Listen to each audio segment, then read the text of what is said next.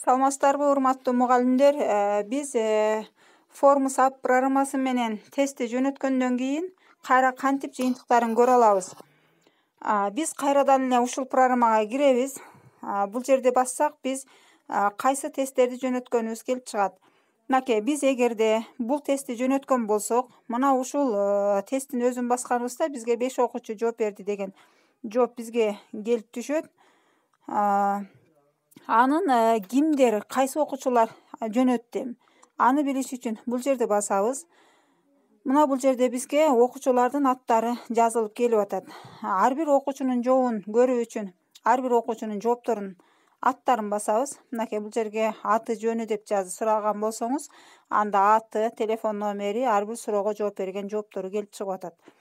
Эми бул жерде биз берилген суроолорду дагы кийинкинин көрүш үчүн, мынакей, улам кийинкиге өтө беребиз. Кийинки окуучуну көрүш үчүн мынакей бул жерде ар бир окуучуну мына ушул программа аркылуу улам кийинкисин көрүп отурсак болот. Анан биз бул жерде канча суроо кетиргенбиз, мынакей. Бул жерде суроолорду аркылуу дагы биз таба алсак болот экен. Эми бул суроолордун жыйынтыгында биз кайрадан канча процентке жооп бергендигин билиш үчүн мына бул тестке киргенибизде биз 4 окуучу жооп берди деп атат. Эмне себептен мен кийинкиге өтүп атам? Себеби дегенде суммативдик баллоону алууда бир эле бул программаны ачып көргөндөн кийин сразу жазып албасаңыздар, экинчисинде ал чыкпайт экен.